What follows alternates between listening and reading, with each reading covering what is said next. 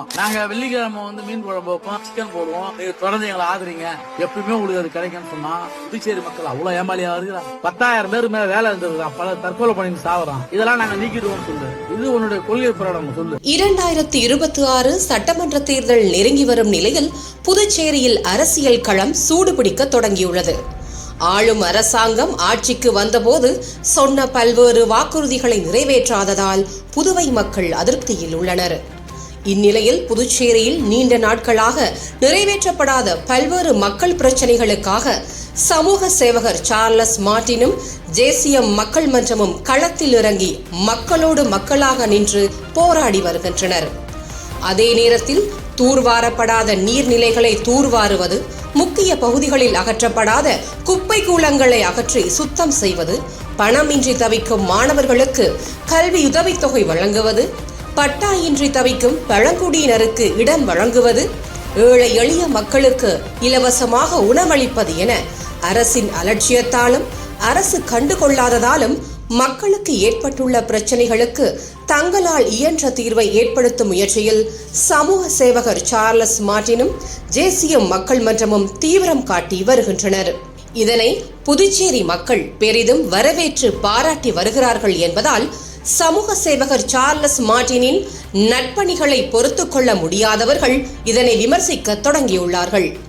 குறிப்பாக கடந்த 13ஆம் தேதி பாரி நகரில் நடந்த திமுக கூட்டத்தில் சட்டமன்ற எதிர்க்கட்சி தலைவர் சிவா, புதுச்சேரி மக்கள் உணவுக்காகவும் பணத்திற்காகவும் விலை போக மாட்டார்கள் என்ற தொனியில் மிகவும் கீழ்த்தரமாகவும் கொச்சையாகவும் சமூக சேவகர் சார்லஸ் மார்டினை மறைமுகமாக விமர்சிப்பதாக நினைத்து புதுவை மக்களை கொச்சைப்படுத்தியுள்ளார்.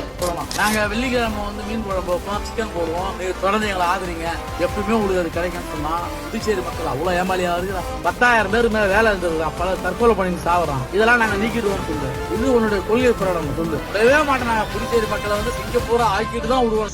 மக்களை மனிதாபிமானத்துடன் அணுகாமல் வெறும் ஓட்டுக்காக மட்டும் அணுகும் திமுக இப்படி பேசாமல் வேறு எப்படி பேசும்? உணவளிப்பது ஓட்டுக்காக என்றால் தமிழ்நாட்டில் உங்கள் அரசின் காலை உணவு திட்டம் ஓட்டுக்காகத்தானா?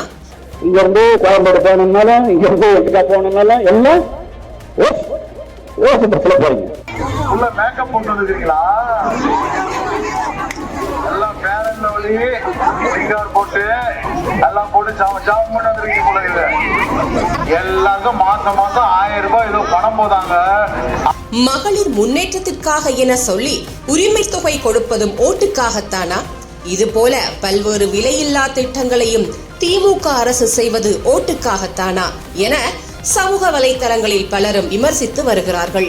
குறிப்பாக தொடர்ந்து புதுச்சேரியை தலை சிறந்த மாநிலமாக மாற்ற வேண்டும், சிங்கப்பூர் போல மாற்ற வேண்டும் என பேசியும் அதற்கு ஏற்றால் போல் செயல்பட்டு வரும் சமூக சேவகர் சார்லஸ் மார்டின், ஜேசிஎம் மக்கள் மன்றம் விரைவில் கட்சியாக மாறும், தேர்தலில் போட்டியிடும் என சமீபத்தில் அவர் தெரிவித்திருந்த நிலையில் சமூக சேவகர் சார்லஸ் மார்டினுக்கு உருவாகியுள்ள மக்கள் ஆதரவு தற்போது புதுச்சேரியில் உள்ள பல கட்சிகளை ஆட்டம் காண செய்திருக்கிறது.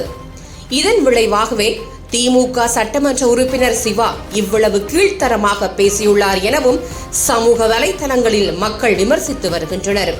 மக்களுக்கு நல்லது செய்பவர்களை கண்டு அஞ்சி அவர்கள் மீது அவதூறுகளை கட்டமைக்கலாம் என எண்ணி மக்களையே கொச்சைப்படுத்தும் வகையில் திமுக சட்டமன்ற எதிர்க்கட்சி தலைவர் சிவா பேசியுள்ளது புதுவை மக்களிடம் பெரும் கோபத்தை கிளப்பியுள்ளது.